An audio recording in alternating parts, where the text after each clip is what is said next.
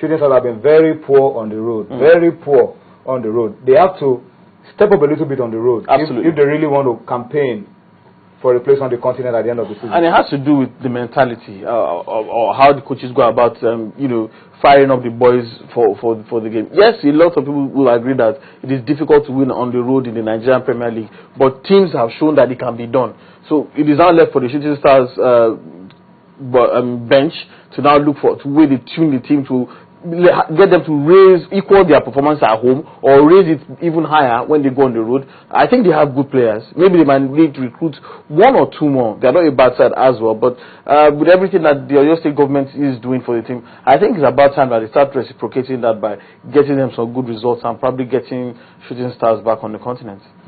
All right, so that's the story around the Nigerian Professional Football League. We'll find out exactly what will happen tomorrow. Then we'll be able to give you our usual review and tell you who is where on the log and those who are scoring goals. Gentlemen, let's spend the next few minutes to talk about Sir Alex. But before we do that, let's just quickly get an update around that game at the Stamford Bridge. 90 minutes, I'm sure we are almost at the end of the game now, and it's still Chelsea 2, Tottenham 2 in that game. It's full time actually, full time at the Stamford Bridge. So honors shared. Chelsea 2, Tottenham 2. Chelsea still in third place. Yes. Tottenham still in fifth place. Arsenal fans surely would not mind that this is the result. They would have wanted Tottenham getting any points. But no, they would have preferred for Tottenham to lose because they Tottenham are the ones breathing down their neck. So they would have preferred for a Tottenham loss. But for me, I think it is the key moment for this, or the major story about this, is the return of Andres Villas-Boas to a team that which was unceremoniously was not given enough time to express himself, kicked out, and he has rebuilt his reputation tremendously at Tottenham Hotspur. But you start wondering, has he equaled? Harry Redknapp was sacked for coming fifth. He might possibly also come fifth as well. Will he be sacked? Let's wait and see. Let's talk about a man who stayed on his job for such a long time, from 1986, ups and downs, and now regarded as the most successful British manager, football manager, Sir Alex. Who will replace this man adequately? Who can come in and fill the void? I mean, they say that sometimes we use this cliche that the shoes are too large or too big for some people to fill. Sir Alex looks like somebody that is leaving some giant shoes. We need maybe 3 managers rolled in one to fill that. 13 league titles, FA Cups, 2 Champions League titles, League Cups as well, 38 trophies in 26 years. It's a hard act to follow, and I'm really at a loss to find out who can. The truth is, there will never be another Alex Ferguson. Nobody can, adequately replace him. But from the feelers that we're hearing, I think they've already identified their choice. David Moyes of Everton, who he has had a long history with. They're both Scotsmen, by the way. And David Moyes was actually tipped originally to be his assistant when he was looking for one in 1994 before he settled for Steve McLaren.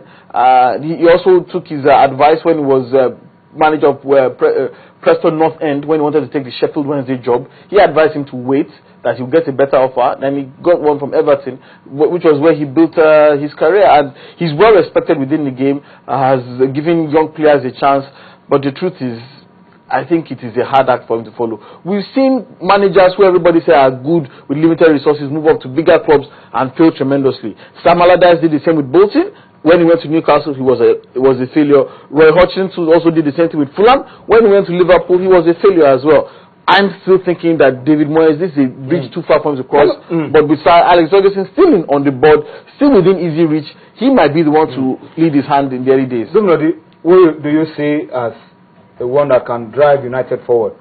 People have also looked outside of England, and Jose Mourinho is also being mentioned as someone who could also come in. Jurgen Klopp? I think the way Ferguson has created a niche for himself, maybe the management of Manchester United will need to create a success plan for the next person coming in. Should you put that side by side with Ferguson? Because Ferguson stayed on the job for a long time, 26 years, Modern football, you're not going to get that length. You may not, depending on the pressure, depending on the emotions of some of the this club board. Because if they are not comfortable with the particular result, they will ask you to leave. Whether you win trophy for them or not, we've seen coaches win trophy. They see get sacked. We've seen one of the best coaches in the world win trophy. The Bosco won trophies with them, and even Champions League. Even when he was brought up as assistant coach to just tinker the team at a difficult period, but he still got sacked at the end of the day. Why?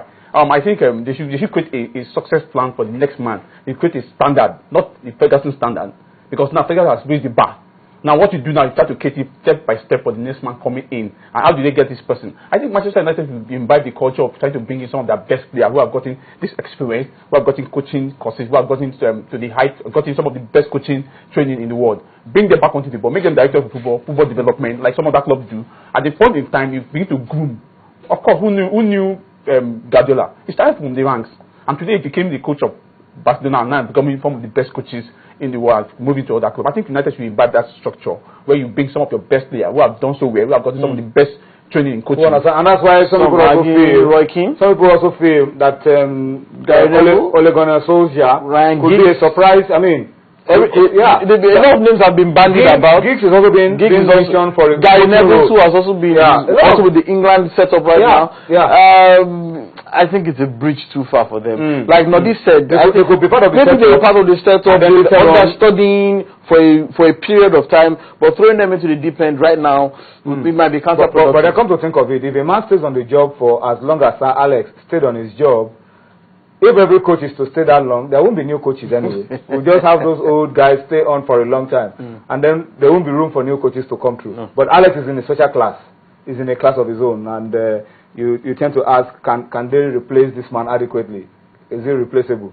That's an issue for another day. Our final shots, as we try to wrap it up on Sports Tonight this Wednesday, look at some of your comments. At Leo Felix at Onome Leonard says the fear and the return of Mourinho has made Fergie to retire soon. That the fear of Mourinho coming back and taking the shine has made Sir Alex retire so soon. But I think he has retired at the time when the ovation is loudest. 20th title for United, showing that appetite, that urge for success. I think it couldn't have come at a better time. All right. Opoluwa Semasa says great awareness for our baseball team, and he prays that the sponsor and the sports ministry live up to their responsibility. Under 12 kids having a chance to represent Nigeria, nothing compares to it. And I hope that the sports ministry, the sports minister will not fail these kids who want to represent Nigeria at the Baseball Federation World Cup in Chinese Taipei. Sorry, let me ask you a question. Is baseball among the sport being concessioned by the National Sport Commission?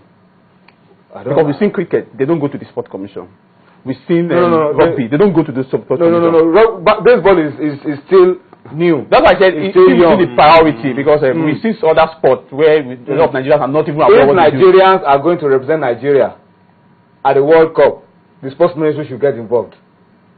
Whether concessioned or not. I mean, they're flying the Nigerian flag. NFL, is NFL not an independent? I don't know, supposed to be an independent body. Quote. And they still. So if Nigerians are going to represent Nigeria, kids. For that matter, the sports ministry should get involved, whether concessioned or not. Particularly when they need money to get tickets and all that in 6 million naira, the sports ministry should get involved.